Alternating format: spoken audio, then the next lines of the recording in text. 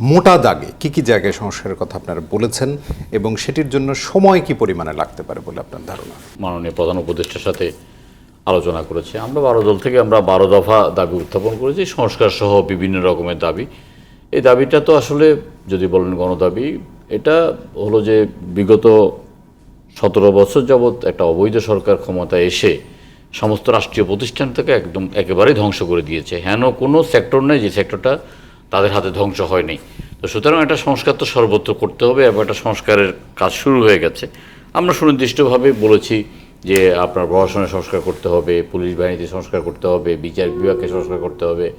আমরা এও বলেছি আপনার দুদককে সংস্কার করতে হবে। অর্থাৎ মানে প্রতিটা মানে তখন ওনারা বললেন যে মানে এমন কোনো সেক্টর নাই যে সেক্টরে সংস্কারের প্রয়োজন নেই, সংস্কার প্রয়োজন আছে এবং তারা সংস্কার করবেন। জাতিকে ওয়াদা দিয়ে তারা রাষ্ট্রীয় ক্ষমতায় আছেন।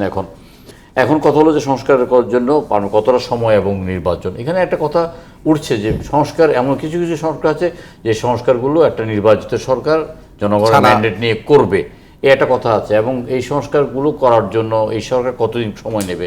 তো যেহেতু একটা কথা উঠেছে এবং যেহেতু রাজনৈতিক দলগুলোর মূল মানে আপনার স্টেক হোল্ডার রাষ্ট্র পরিচালনার ক্ষেত্রে, প্রধান উপদেষ্টা সঠিক কাজটি করছেন। তিনি রাজনৈতিক আপনার নেতৃবৃন্দের সাথে কথা বলছেন, কিন্তু পাশাপাশি আমরা এটা বলেছি যে এই স্বৈর শাসনকে দীর্ঘায়িত করার জন্য যেসব পাচাটারা আপনার তাদের পা চেটেছে এবং স্বৈর শাসককে দীর্ঘায়িত করার জন্য হেন কোনো চেষ্টা নেই, সেটা করেছে।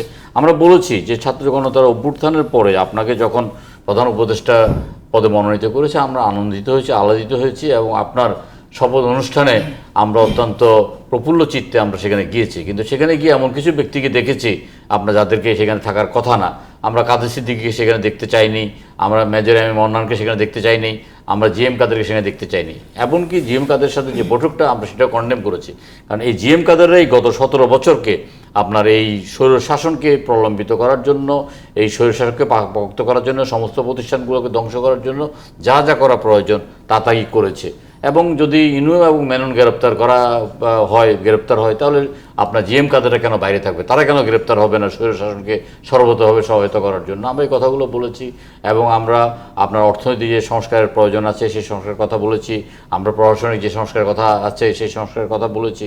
আমরা সর্বক্ষেত্রেই আমরা কথা বলেছি। সেলিম ভাই, আর একটা ছোট্ট বিষয় যদি যুক্ত করে দেই, এই যে সংস্কারের কথা আপনারা বলেছেন বিভিন্ন রাজনৈতিক দল থেকেও বলা হয়েছে এবং সাধারণ মানুষের প্রত্যাশার জায়গা থেকে বলা হয়েছে, সেই জন্যে যে রাজনৈতিক দলগুলো আছে আপনারা সহ সহযোগিতার জায়গায় কতটা আছে বলে আপনার, শুধুমাত্র আপনার দলের কথা বলছি না, সকল দলের? সবচেয়ে বড় কথা হলো যে কি আওয়ামী লীগ কিন্তু নিজে ধ্বংস হয়ে গিয়েও আমাদেরকে একটা ভালো শিক্ষা দিয়ে গেছে যে আপনার ক্ষমতাকে চিরস্থায়ী করার চেষ্টা করলে অথবা ক্ষমতাকে পাকাপোক্ত করার চেষ্টা করলে অথবা জনগণের বিরুদ্ধে গিয়ে দাঁড়ালে পরিণতি কতটা হতে পারে সেটা তারা আমাদেরকে বুঝিয়ে দিয়েছে।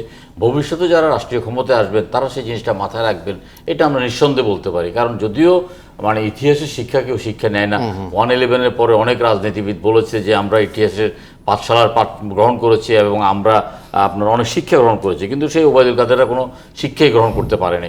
আপনি দেখেন সেখানে যেই ওবায়দুল কাদেররা অথবা আপনার এই যে স্বরাষ্ট্রমন্ত্রী কামাল পর্যন্ত বলেছে আপনার আন্দোলনের সময়ও যে আমাদেরকে অস্তিত্বে আঘাত এনে, যে আমাদেরকে পাল্টা আঘাত এনে টিকে থাকতে হবে, এবং তারা যে টিকে থাকে নাই, তারা যে রাষ্ট্রটাকে কতটা ধ্বংসের দ্বারসীমানায় নিয়ে গেছে এবং একদল পাচাটা আপনার সৃষ্টি করেছে, সেখানে মানে সাংবাদিককেও পালিয়ে যেতে হয়েছে, আপনার সেখানে মিডিয়া মালিকদেরকে পালিয়ে যেতে হচ্ছে, এমনকি বাইতুল মোকাররমের যে খতিব আছে তাকেও পালিয়ে যেতে হয়েছে। অর্থাৎ পরিস্থিতিটাকে তারা কোন পর্যায়ে নিয়ে গেছে আমরা এই কথাগুলো কালকে তুলে ধরেছি এবং আমরা বলেছি যে এই সরকার শুধুমাত্র কমিশন পাওয়ার জন্য এমন কিছু আপনার পদক্ষেপ নিয়েছে, এমন কিছু প্রজেক্ট হাতে নিয়েছে যেগুলোকে দেশ এবং জাতিকে ধ্বংস করে দিয়েছে এবং ঋণের বোঝা চাপিয়ে দিয়ে তারা পালিয়ে গেছে। সেখান থেকে উত্তরণ অত্যন্ত কঠিন হবে এবং প্রশাসন বলেন, বিচার বিভাগ বলেন, আপনারা দুদক বলেন ইত্যাদি ব্যাপারগুলো আমরা বলেছি এবং আমরা সরকারকে প্রয়োজনীয়